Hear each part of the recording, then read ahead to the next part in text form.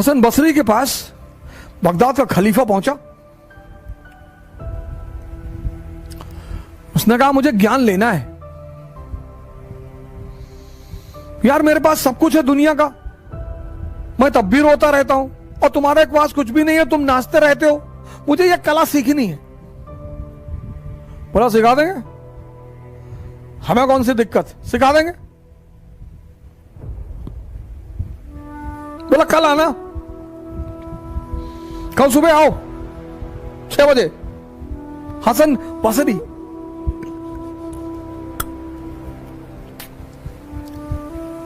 खलीफा आया दूसरे दिन सुबह।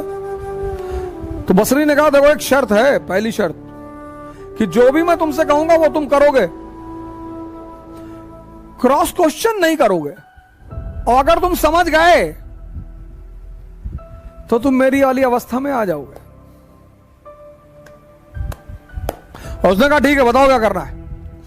तो खलीफा को ले गया एक कुएं पे, वहां एक बाल्टी रखी थी, बाल्टी का नीचे जो था बेस वो था ही नहीं।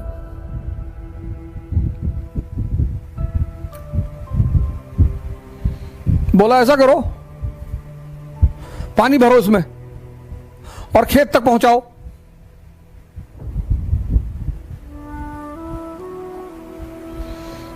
बसरी ने खलीफा से कहा कि ये जो बाल्टी है इसमें पानी भरो और खेत तक पहुंचाओ, नहर में डालो और खेत तक पानी पहुंचे।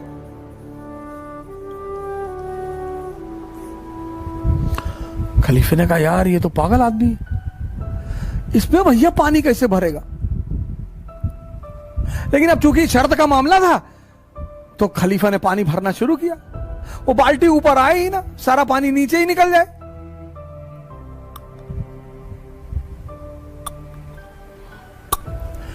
तो आधा घंटे बाद खलीफा का धैर्य टूट गया। उसने कहा भैया माफ करो भैया, हमसे ना ये सब, ये बाल्टी भरेगी नहीं, पागलपन वाली बात कर रहे हो। बोले बेटा यही तो कह रहा हूं, तुम्हारा मन जो है इस बिन पेंदी के बाल्टी की तरह है, किसी एक स्त्री पर यह नहीं रुकता, किसी एक पुरुष पर यह नहीं रुकता।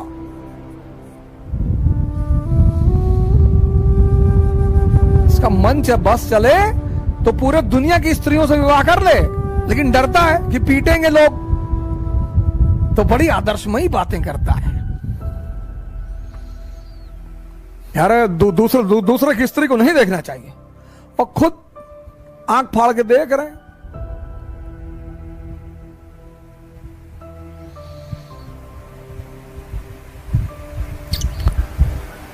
अरे भैया हम पैसे के पीछे नहीं भागते, तुम भाग भी नहीं पाओगे ना। पैसे और स्त्री के पीछे भागना एक ताकतवर आदमी का काम है।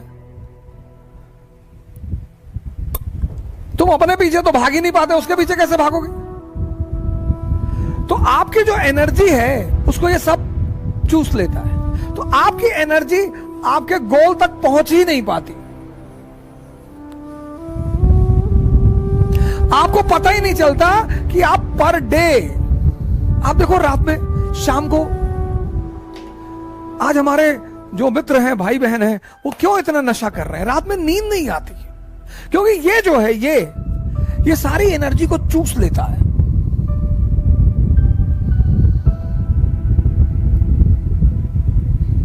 सारी उस एनर्जी को जहां जाना है वो पहुंचती ही नहीं। तो जब एनर्जी अपने गोल तक नहीं पहुंचती तो अचीवमेंट कुछ होगा ही नहीं।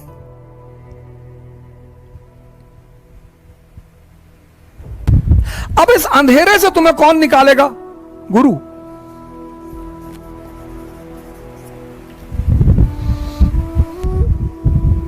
तो ये गुरु क्या करेगा? तुम्हें दीक्षा देगा, और दीक्षा देके तुम्हें कहेगा कि भैया, हां, आपने बोला हां, बोला भैया ध्यान करो।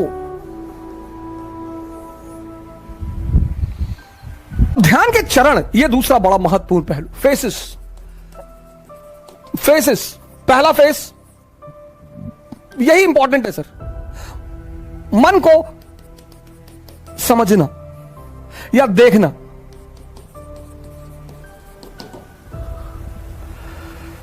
यह पहला बड़ा इंपॉर्टेंट फेस है कि आप देख लें।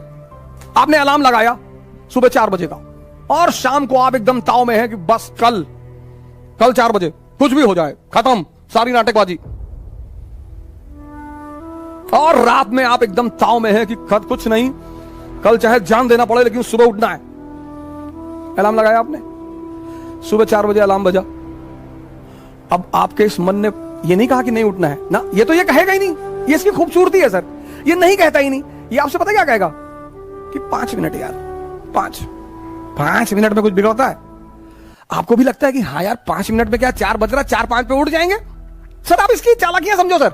और आपने आंख बंद कर ली, और जैसे ही आपने आंख बंद की, अगली बार जो आपकी नींद खुली तो 8:30 सुबह बज रहे थे।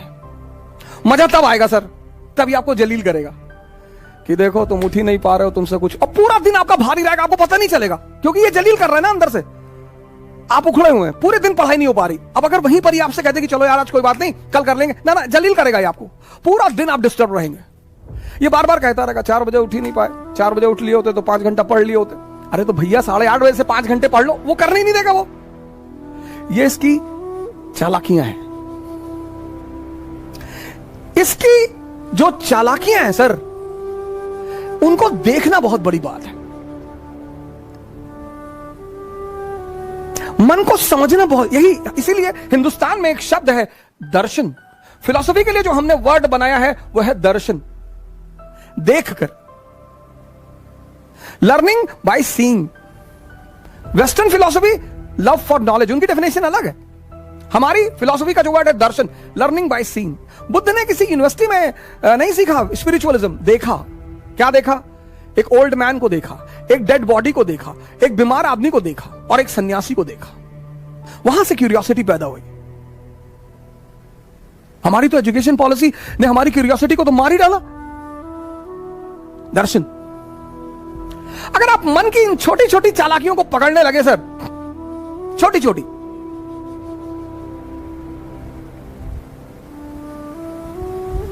वो पहला चरण है सर, फर्स्ट फेज।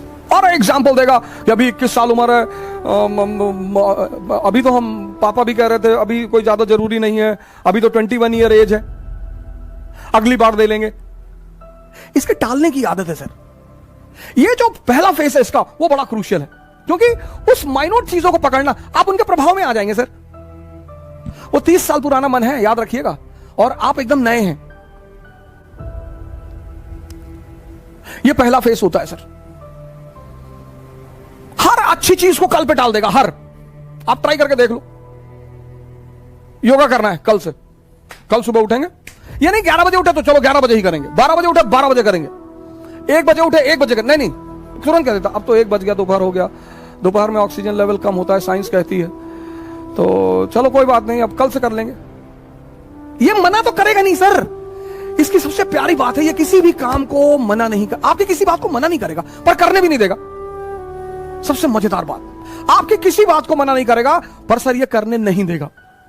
यही इसकी ब्यूटी है सर। और वो जब आप पकड़ लेते हैं, बस पहले चरण आपका पूरा हो जाता है। जहां आपने उस बात को पकड़ा कि अरे यार ये तो 15 दिन से मुझे सुबह उठने ही नहीं दे रहा, और सर ये रिपीट करेगा।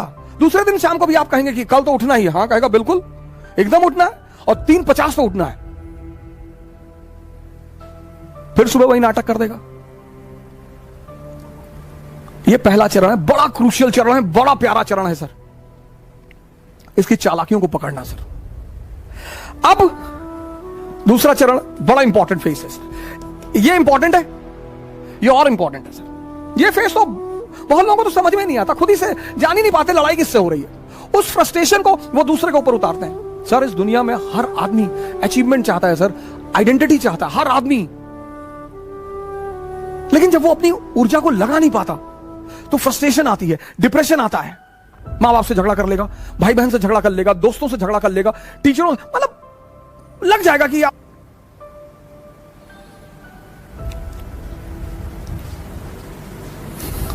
दूसरा फेस, अब मन क्या है, कहां है, यह किसी को नहीं पता सर।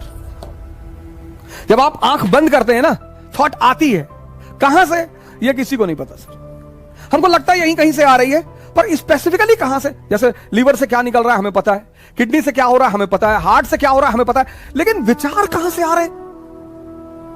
अब आप कमरे में बैठे बैठे बैठे पढ़ रहे और विचार आ गया कि यार हवाई जहाज गिर गया बिल्डिंग पे, मर गए।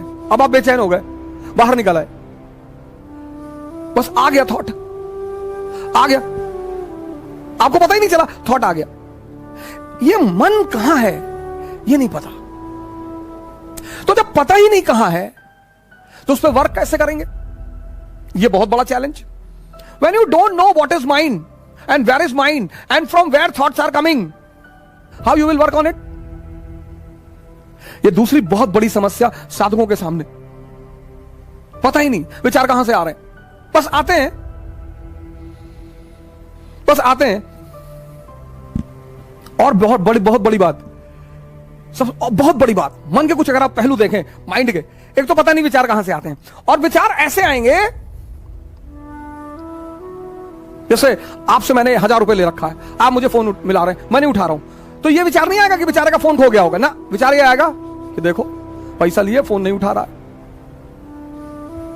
विचार ये भी तो आ सकता है कि बेचारे का फोन खो गया होगा, कोई बात नहीं, 2 बार के बाद नहीं मिलाएंगे। और अगर ये आ जाए, दोनों विचार हैं, मैं आपका 1000 रुपए लिया हूं, आप मुझे फोन कर रहे हैं और मैं नहीं उठा रहा हूं, तो अब 2 विचार आ सकते, एक कि बेचारे का फोन खो गया होगा।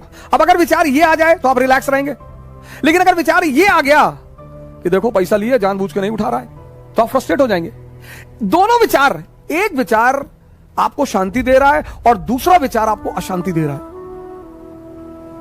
और ये हर केस में होगा सर, हर जगह होगा, हर जगह, हर जगह, लाइफ के हर फेस में ये 2 विचार उठेंगे। अब आप अगर ध्यानी हैं तो आप पॉजिटिव विचार पकड़ेंगे। ये ध्यान का सबसे बड़ा रोल है सर।